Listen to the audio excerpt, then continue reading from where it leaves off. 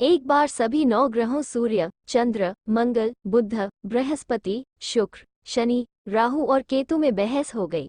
कौन सबसे बड़ा है? आपस में लड़ने के बाद सभी देवराज इंद्र के पास पहुंच गए। इंद्र असमंजस की स्थिति में निर्णय नहीं दे पाए, परंतु उन्होंने सभी ग्रहों को सुझाव दिया कि पृथ्वी पर राजा विक्रमादित्य ही इसका फैसला कर सकते हैं, क्योंकि वो बहुत ही न्यायप्रिय राजा हैं। सभी पृथ्वी पर राजा विक्रमादित्य के पास गए और अपने आने का कारण बताया। राजा उनकी समस्या को सुनकर बहुत परेशान हो गए। उनका चिंतित होना लाजमी था, क्योंकि जिसको भी किसी से छोटा बताया तो वही गुस्सा कर जाएगा। राजा के काफी सोच विचार के बाद उन्हें एक उपाय सूझा। उन्होंने सुवर्ण, रजत, कांस्य, पीतल, सीसा, रंग, जस्ता, अभ्रक और लौह से 9 सिंहासन का निर्माण करवाया। उन्हें उपर्युक्त क्रम में रख दिया गया। सबसे निवेदन किया गया कि क्रमानुसार सिंहासन पर आसन ग्रहण करें।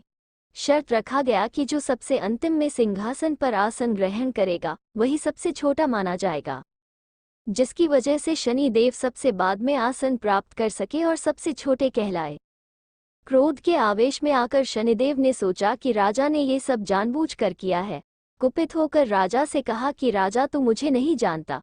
सूर्य एक राशि में 1 महीना, चंद्रमा 2.25 महीने 2 दिन, मंगल 1.5 महीना, बृहस्पति 13 महीने, बुध और शुक्र 1-1 महीने विचरण करते हैं, लेकिन मैं 2.5 से 7.5 साल तक रहता हूँ।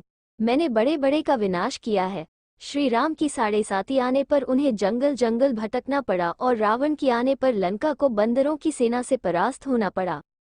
क्रोधित शनिदेव ने राजा से कहा कि अब आपको सावधान रहने की जरूरत है। इतना कहकर शनि देव कुपित अवस्था में वहां से चले गए।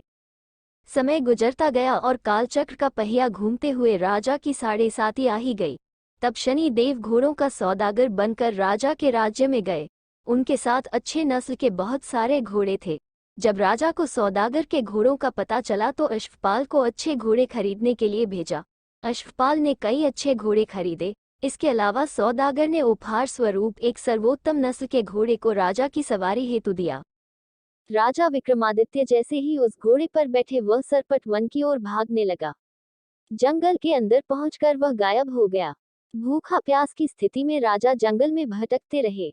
अचानक उन्हें एक ग्वाला दिखाई दिया, जिसने राजा की प्यास बुझाई। राजा ने प्रसन्नता में उसे अपनी अंगूठी देकर नगर की तरफ चले गए। वहां एक सेठ की दुकान पर पहुंचकर उन्होंने जल पिया और अपना नाम वीका बताया। भाग्यवश उस दिन सेठ की खूब आमदनी हुई। सेठ खुश होकर उन्हें अपने साथ घर लेकर गया। सेठ के घर में खूंटी पर एक हार टंगा था, जिसको खूंटी निगल रही थी। कुछ ही देर में हार पूरी तरह से गायब हो गई। सेठ वापस आया तो हार गायब था। उसे लगा कि वीका ने ही उसे चुराया है। सेठ ने वीका को कोतवाल से पकड़वा दिया और दंड स्वरूप राजा उसे चोर समझकर हाथ पैर कटवा दिया। अंपग अवस्था में उसे नगर के बाहर फेंक दिया गया। तभी वहां से एक तेली निकल रहा था, जिसको वीका पर दया आ गई। उसने वीका को अपनी गाड़ी में बैठा लिया। वीका अपनी जीप से बैलों को हाँकने लगा। कुछ समय पश्चात राजा की शनि दशा समाप्त हो गई। वर्षा काल आने पर वीका मल्हार गाने लगा।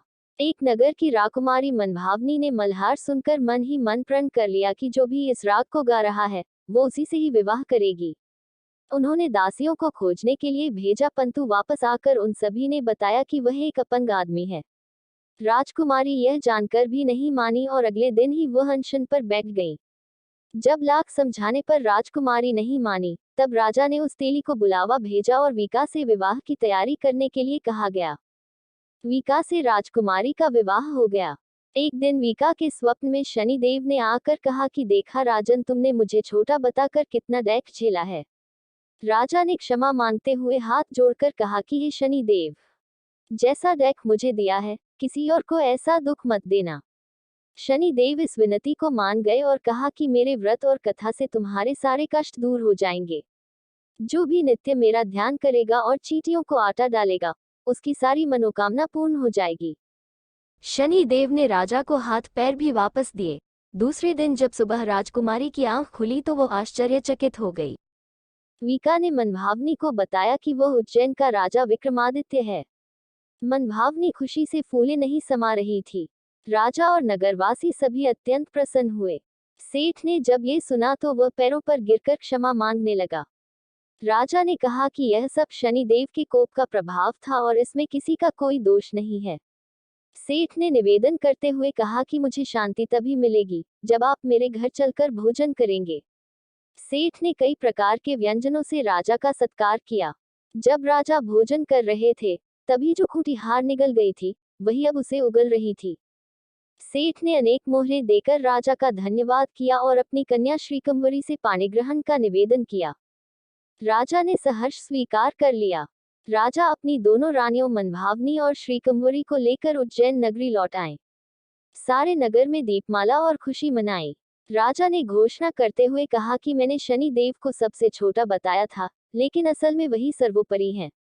तब से सारे राज्य में शनि देव की पूजा और कथा नियमित होने लगी।